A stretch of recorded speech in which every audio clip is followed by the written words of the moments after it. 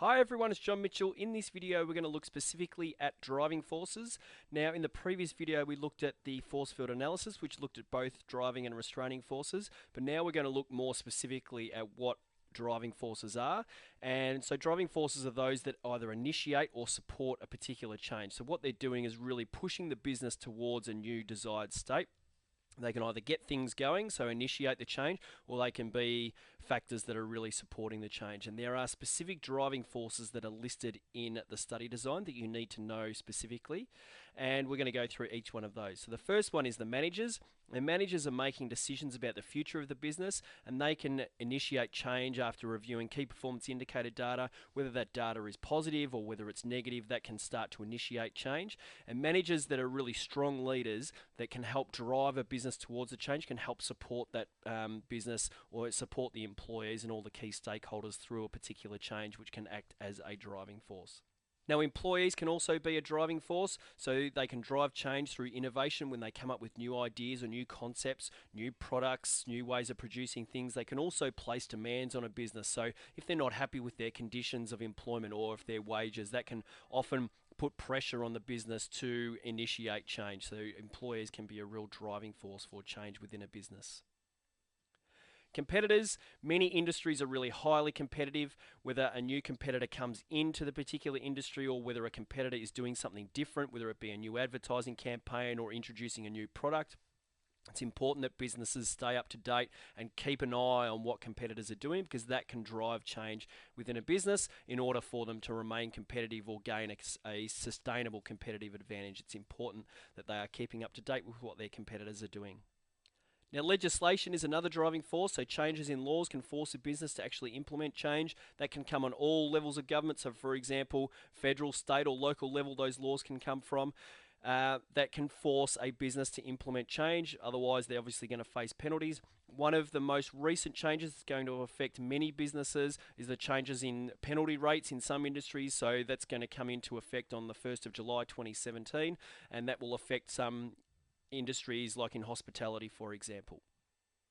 Pursuit of profit is another driving force. We're looking at businesses here. Remember that they are looking to make a profit as one of their key objectives, so they can implement a number of changes, whether it be marketing campaigns, expanding, opening new product lines, whatever it may be. But pursuit of profit is one of the key driving forces that can either initiate change, or if a particular change is going to result in profit, then that obviously supports the change.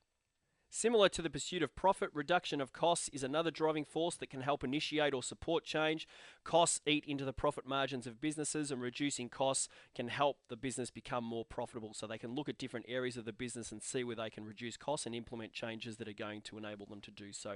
So that can either initiate change if their costs are really high, or a change that's going to be implemented that will end up reducing the long-term costs, such as technology in the operation system, may be one of the things that supports the change.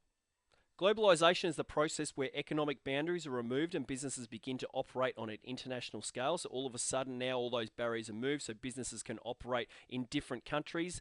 That increases global competition, but it also enables businesses to take advantage of global markets, and that the use of globalisation can enable them to really initiate change, because now they can take advantage of these global markets.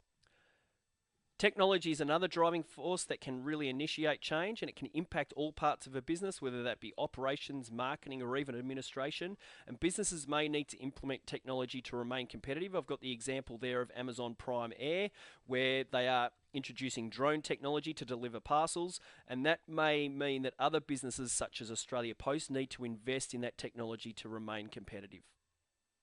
Innovation is another driving force listed in our study design, so it's the adoption of something new or improving on what already exists. The example I've got there is the Tesla with the self-driving technology, so that's a real innovation that is helping initiate change within Tesla, but also within other businesses as well.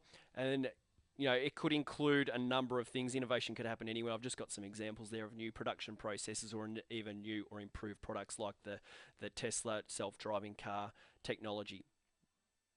The final driving force listed in our study design is societal attitudes, so looking at the attitudes of the people within society, and they are constantly changing, so it's important that a business is able to keep up with those so that they can remain relevant within society, but also so that they can avoid any criticism for doing something wrong, because simply society's attitudes have changed. The example I've got there is corporate social responsibility. society has really become aware of the impact that businesses have on the community, but also the impact they have on the environment. And so as a result, businesses are looking to implement corporate social responsibility practices because of those societal attitudes. So just to recap, driving forces are those that initiate or support the business to change. There are specific driving forces listed in our study design, and they are the ones that we went through today. Keep in mind that you can learn other driving forces, that's fine. If you are learning other ones in class, there's nothing wrong with that, but you do need to know those ones specifically that are listed in our study design. So for questions, activities and more, then come on over to teachingbubble.com.